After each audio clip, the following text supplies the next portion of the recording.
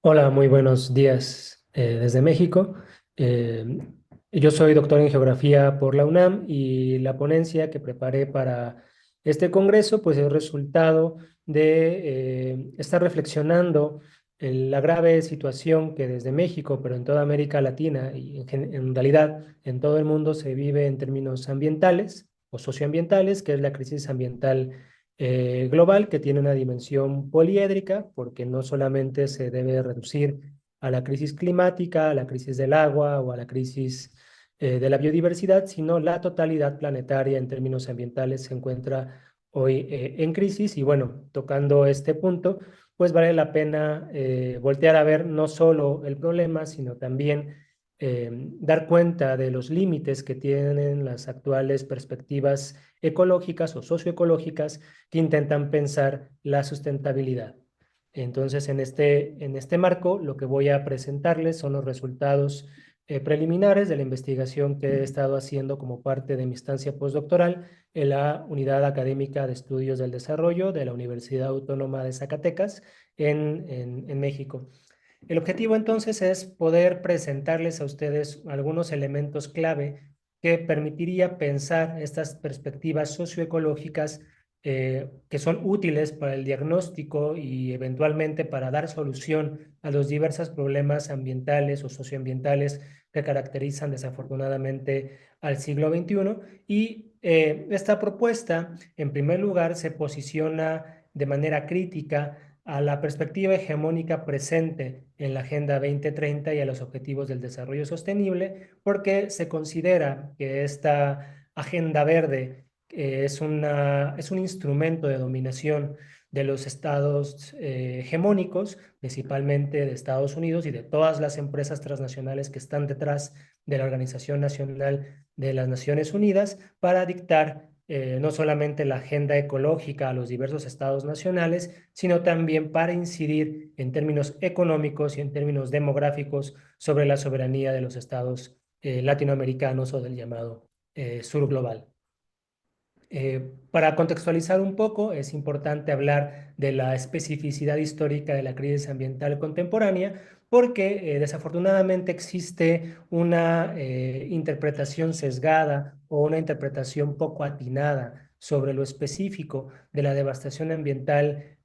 global, al considerarle primero como un producto estructural al desarrollo capitalista, es decir, que se liga el tema del desarrollo del capitalismo contemporáneo con el tema de la devastación ambiental, y entonces se piensa que si bien a lo largo de la historia del capitalismo hasta nuestros días, este modo histórico de producción ha generado una devastación de los metabolismos biofísicos o geofísicos y químicos del planeta, pues esto va a ser una condición que se extienda hasta que el modo de producción capitalista sea superado históricamente por otro modo de producción. Sin embargo, esta distinción de la destrucción que el capitalismo contemporáneo ha hecho de la naturaleza no responde a una contradicción estructural, sino responde a una condición histórico particular, es decir, es resultado de una configuración histórica al interior del capitalismo, del desarrollo de las fuerzas productivas del capital. Por lo tanto, viéndolo así, entendiéndolo como un producto histórico y no como una condición estructural, se pensaría en la posibilidad del desarrollo de un capitalismo ecológico, y lo cual es sumamente importante de tener en cuenta para las luchas proletarias a nivel global. Eh, lo que sí es cierto es que durante el neoliberalismo, lo que se conoció a lo largo y ancho del planeta desde principios de la década de los 70 hasta la primera vuelta del siglo XX al XXI, vemos cómo la política económica de corte neoliberal ha exacerbado los procesos de acumulación originaria de capital, desarrollando también procesos de sobreexplotación de la naturaleza y sobre todo procesos de contaminación nunca antes vistos de la totalidad del planeta. Esto obviamente ha tenido diferentes expresiones o diferentes factores en Latinoamérica. Por ejemplo, en México no podemos reducir el tema de la devastación ambiental al tema de lo extractivo, aunque el 28% del territorio nacional mexicano se encuentra concesionado a mineras, sobre todo canadienses o norteamericanas, o de capital chino. El núcleo duro de la devastación ambiental en México está en los procesos contaminantes que se generan en la industria y en la agroindustria y en los propios procesos de construcción del espacio urbano. Ante este problema que, repito, tiene diferente temporalidad, tiene diferente grado de agudización según sea la latitud desde donde estemos nosotros viviendo, desde donde nosotros estemos pensando el problema o la cuestión ecológica, es importante reconocer cuál ha sido la respuesta ecológica frente a esta devastación ambiental. Eh, para reducir y no extenderme en el tiempo, podemos ver dos tipos de respuesta, un tipo de ecologismo o ambientalismo institucional y otro, un discurso ambientalista ya ligado a los movimientos sociales. El ambientalismo institucional, por ejemplo, el que lleva a cabo la ONU con sus objetivos del desarrollo sostenible, pues desafortunadamente, y creo que queda muy bien aquí el concepto de lo naif, presenta una crisis ambiental banalizada, edulcorada, se suavizan los efectos devastadores de lo que hoy en día ya es un colapso del metabolismo natural, presentándonos 17 metas que no están estructuradas entre sí, que no tienen una secuencia para que los diversos estados nacionales puedan llevar a cabo su seguimiento, pero lo que sí, cada una de esas metas ponen en el núcleo, ponen en el centro la subordinación de la soberanía nacional de los estados latinoamericanos a una agenda globalista y con perspectiva neomalthusiana. Es decir, que el gran problema que ponen los ODS como factor de explicación y como factor de solución de la actual crisis ambiental planetaria es el problema de la población. Y esto nos recuerda al religioso Malthus, quien creía que el gran problema de la crisis alimentaria era el crecimiento exponencial de la población. Hoy, desafortunadamente, en este ambientalismo institucional, eh, siguen estando presentes perspectivas donde el gran problema de la crisis ecológica planetaria es el crecimiento desaforado de la población. Esto está incluso presente en intentos críticos de reflexionar sobre la crisis ambiental global, como son las miradas del antropoceno. Esta perspectiva pone como núcleo problematizador al ser humano, a la humanidad, como factor de posibilidad para la destrucción ambiental y niega toda condición de posibilidad de que sea el factor demográfico un punto de superación de la propia crisis ambiental y por lo tanto un punto de reconfiguración de la relación entre el ser humano y la naturaleza. Dentro de esta misma perspectiva de la banalización de los ODS, de las perspectivas neomalthusianas, están todas las teorías que hablan del decrecimiento. Desde el Club de Roma hasta nuestros días ha predominado un discurso, una ideología de dominio de corte burgués en donde se llama el decrecimiento de las naciones como una forma de solucionar la crisis ambiental contemporánea, sin reconocer, insisto, en que esta medida tiene un sesgo político de control y de subordinación de las naciones emergentes, como las naciones del sur global, frente a los intereses imperialistas de las empresas transnacionales, en donde Estados Unidos, China, Rusia tienen un papel importante de reconocer. En cuanto a las perspectivas ambientalistas, en donde muchas veces caen los movimientos sociales, no todos obviamente, son los discursos ambientalistas sin perspectiva ecológica. Esto parecería una contradicción porque se piensa que lo ambiental tiene que ver con lo ecológico y entonces las agendas ambientalistas, las agendas verdes, en sí mismos son ecológicas. Sin embargo, el término ecológico o el término de ecología es un término que incluye al ambiente, es decir, incluye a la dimensión natural de la reproducción social, pero también incluye a la perspectiva del sujeto social. Es decir, cuando digo que existen discursos ambientalistas sin perspectiva ecológica, son aquellos discursos especistas en donde lo más importante es la conservación de la flora, de la fauna, pero no hay una preocupación por cómo pensar o repensar la interacción entre el ser humano y la naturaleza. Es decir, son políticas que abogan por la conservación de tal especie como los osos panda, como las focas, como los tigres blancos, pero no hay una perspectiva en donde también se pregunten, también se piense el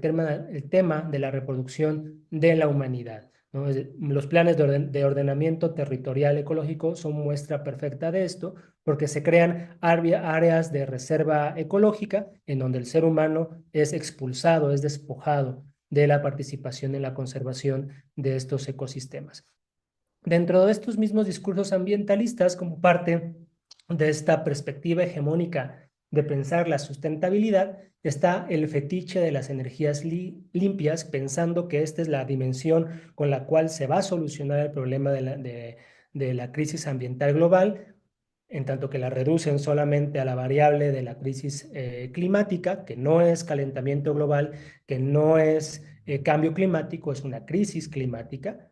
y por lo tanto se promueven jugosos negocios que están detrás de toda la energía solar, de toda la energía eólica, ¿no? De todo el extractivismo de litio, como bien ya se dijo en la anterior presentación, pero que no cuestionan y mucho menos reconocen y desafortunadamente hacen que la mirada se desvíe hacia otro lado del auge de la civilización material petrolera. Por más propuestas que se hagan desde la ONU por hacer energías limpias, entre comillas, en realidad el auge del petróleo sigue estando en el núcleo duro, no solamente en términos energéticos, sino en términos de la producción material. Muestra de ello es que si nosotros volteamos a nuestro alrededor, la totalidad de los valores de uso que tenemos enfrente están construidos por petróleo. Nosotros comemos petróleo a manera de agroquímicos, nos bañamos con petróleo a manera de todos los productos de higiene personal, nos movemos con petróleo, vemos petróleo, consumimos petróleo en su totalidad. Dentro de estos discursos ambientalistas también está un rechazo al urbano. Se ha satanizado el tema de la ciudad como si la ciudad fuese el peor de los daños que la humanidad le ha ocasionado a la naturaleza, sin reconocer que históricamente el surgimiento de la ciudad en sociedades precapitalistas era una forma de interactuar en forma armoniosa con la naturaleza, estableciendo un vínculo de reciprocidad entre el espacio urbano y el espacio rural. Esto, obviamente, bajo la ciudad capitalista, sobre todo la ciudad neoliberal, ha quedado borrado, pero no por eso tenemos nosotros que romantizar las sociedades precapitalistas y pensar que la respuesta a la crisis ambiental global está en vivir en espacios no urbanizados. Sí es importante repensar el tema de ciudad, repensar la forma ciudad actual y sobre todo el contenido material de esta forma que ha tomado la ciudad hoy en día. Para cerrar, se ha planteado la pregunta de, ¿es posible, es viable o estamos ya hacia una era ecológica del capitalismo contemporáneo? Más allá de los discursos de la ecología política que niegan toda posibilidad del modo de producción capitalista para adaptarse a los tiempos que corren y llevar a cabo una reconfiguración de los mecanismos de explotación de plusvalor a la fuerza de trabajo para hacerlos mediante una beta ecológica, como bien podría ser la perspectiva de John Martínez Alier, quien con una perspectiva de bastante augurio y de profeta ya dijo que no es posible la perspectiva de un capitalismo ecológico, pues yo creo que vale la pena tomarnos más el tiempo para reflexionar sobre esta pregunta y por lo menos reconocer que la historia de la civilización contemporánea en el marco del capitalismo está ante una doble disyuntiva histórica. Por un lado, en la degradación civilizatoria y el colapso socioambiental como una de las vías de esa disyuntiva y por otro lado el desarrollo sustentable del capital o lo que es la era ecológica del capitalismo. Son las dos vertientes en las cuales el modo de producción capitalista se posiciona actualmente en la historia, donde en el primer polo de la disyuntiva vemos el colapso socioambiental como horizonte histórico, donde se agudizarían los procesos de despojo y privatización, donde seguiría predominando una ciencia y una tecnología subordinada a los intereses de las grandes corporaciones capitalistas, porque no hay que creer que la ciencia y la tecnología son neutrales. Quien crea eso, pues, digamos, está reproduciendo la ideología del dominio en favor de estas grandes corporaciones. Dentro de esta primera disyuntiva también estaría estando presente la producción de valores de uso nocivos, de mercancías que son nocivas no solamente para el ambiente, sino para nuestros propios cuerpos, para nuestra emocionalidad, para nuestra identidad, y se vería acompañado de una violencia económica y una violencia militar. Estos cuatro aspectos de lo que podría ser la primera disyuntiva, nosotros no lo vemos como una novedad, como un nuevo camino histórico. Todos estos cuatro puntos forman parte de lo que eufemísticamente denominamos como neoliberalismo. Entonces, este primer polo de la disyuntiva eh, implicaría continuar bajo una beta neoliberal del desarrollo del capitalismo contemporáneo. Afortunadamente, en América Latina, los gobiernos progresistas se han dado cuenta de la crisis del neoliberalismo que está vigente desde finales de la década de los 90 y han intentado salirse de esta política de acumulación neoliberal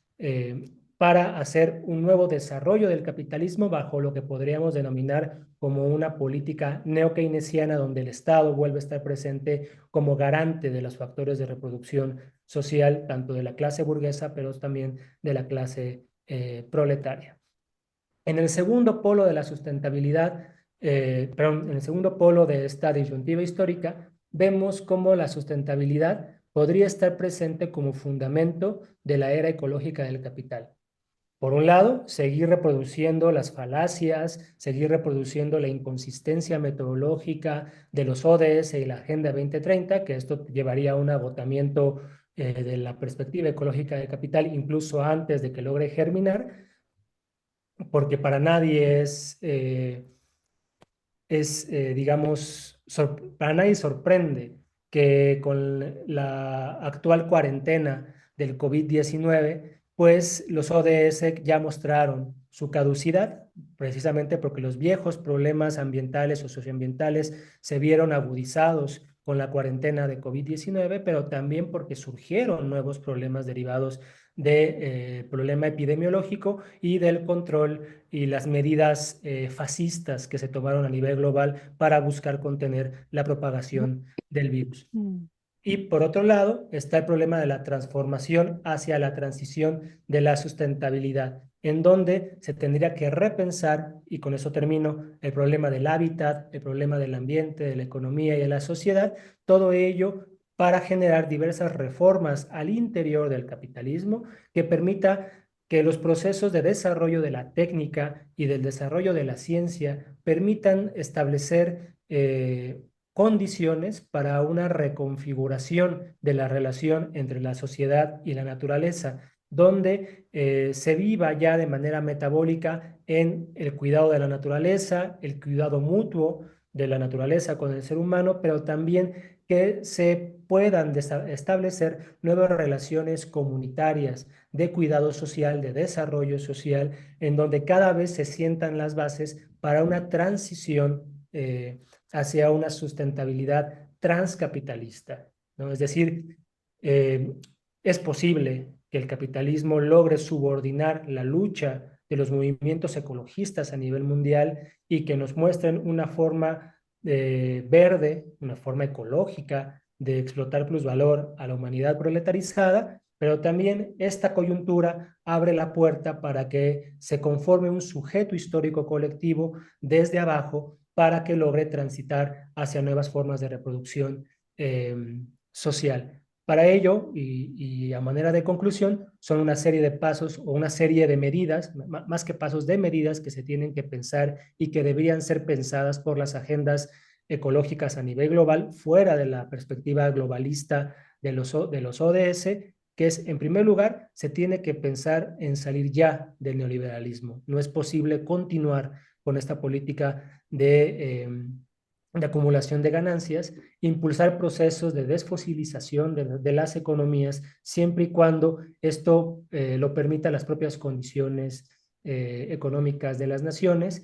no se deben dar perspectivas desde lo antropoceno o desde el capitaloceno. Hay que especificar más los conceptos para pensar de mejor medida y de mejor manera los diagnósticos y las soluciones. Se debe impulsar un proceso de desarrollo científico y tecnológico ético, humanista, no transhumanista, ¿no? Humanista y ecológico. Se debe dejar atrás la opción de producir mediante transgénicos, mediante agroquímicos. Se debe prohibir el extractivismo bajo la perspectiva de las empresas neoliberales. Es decir, debe haber todo un proceso de gestión política y empoderamiento de las comunidades para que la humanidad pueda transformarse y pueda avanzar hacia la configuración, repito, de un sujeto social histórico que logre establecer un proyecto civilizatorio en el cual haya una reconfiguración de la relación entre el ser humano y la naturaleza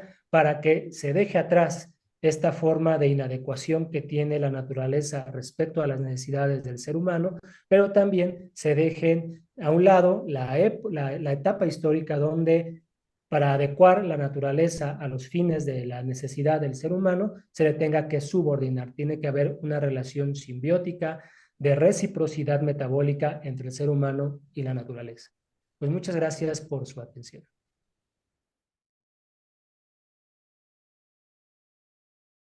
José Manuel, bueno, cuando habló sobre la propuesta de una sustentabilidad transcapitalista, también planteó rechazar la perspectiva, o rechazar o algo parecido, la perspectiva del antropoceno y el capitaloceno. Me gustaría que se pudiera explayar sobre eso.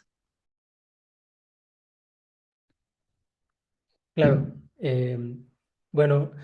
las perspectivas o los análisis que se hacen desde el antropoceno me parecen a mí, primero, un despropósito en términos geológicos, ¿no? Como proponer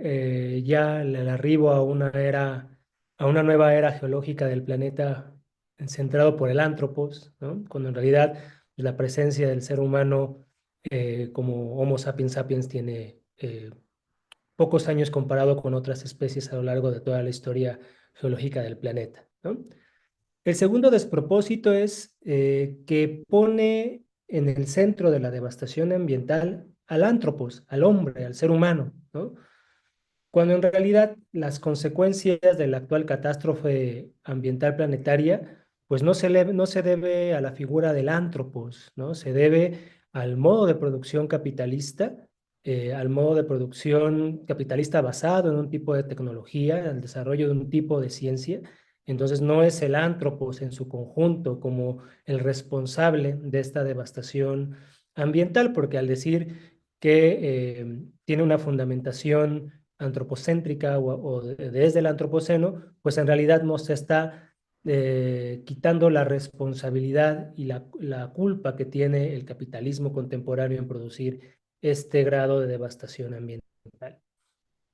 En lo que se refiere al capitaloceno, pues aquí, aunque ya se está mencionando al responsable, ¿no? El capital, sin embargo, se le posiciona únicamente como el responsable de generar las afectaciones ambientales, ¿no? Y no se le está apuntando hacia la posibilidad de que sea el propio capitalismo contemporáneo quien desarrolle nuevos procesos de acumulación de capital para revertir las consecuencias ambientales que él hizo, ¿no? Esto, por un lado, podría llevarse a cabo por la propia presión social de los movimientos proletarios que exijan a las empresas y a los gobiernos que permitieron la devastación ambiental mediante los procesos de desvío de poder durante el neoliberalismo, que sean las corporaciones quienes reparen el daño, pero también podrían ser las propias corporaciones transnacionales, la propia burguesía, quien por iniciativa propia lleven a cabo acciones de reparación del daño ecológico, no por un sentido humanista, ¿no? Sino porque ellos están topando, la burguesía internacional se está topando con un problema referente al proceso de producción. Ya no cuentan con las materias primas, ya no cuentan con los medios de producción necesarios, ni en la cantidad ni en la calidad suficiente para llevar a cabo su propia producción de mercancías. Entonces, más allá de buscar exportar el capitalismo hacia otro planeta o más allá de crecer, ¿no? Pues están buscando cómo generar una segunda naturaleza en términos artificiales al interior de los límites planetarios de la Tierra, es decir, un segundo camino de desarrollo de las fuerzas productivas del capital para reconfigurar los procesos de subsunción real del trabajo y entonces generar nuevos mecanismos de explotación de plusvalor a la clase proletaria sin que esto se contravenga o que sea necesaria la devastación ambiental, ¿no? Esto como en términos generales yo podría contestar a la pregunta de Valeria y sumándome un poco a la conclusión que Iracema hizo sobre las mesas, yo creo que queda claro entonces que hablar de desarrollo sostenible eh, hay que acotarlo, hay que ponerle un matiz. No es en desarrollo en general, es un desarrollo capitalista sostenible, ¿no? Porque si no, pensaríamos que hablar de desarrollo es hablar del demonio en persona y empezar a satanizar el desarrollo y no querer que las economías se desarrollen, ¿no? Como son todas las teorías del decrecimiento. El desarrollo es importante, el desarrollo es central, porque solamente a partir del desarrollo se puede alcanzar el verdadero florecimiento humano y la verdadera satisfacción de las necesidades, o para decirlo en términos de Marx, mediante el desarrollo de las fuerzas productivas de la humanidad, se puede alcanzar el reino de la abundancia en términos humanos y en términos naturales. Gracias, Valeria y José Manuel. Sin duda, una pregunta bastante complicada y pues profunda para responderse brevemente. Sin embargo, sí habría que entonces repensar hacia dónde se están apuntalando estas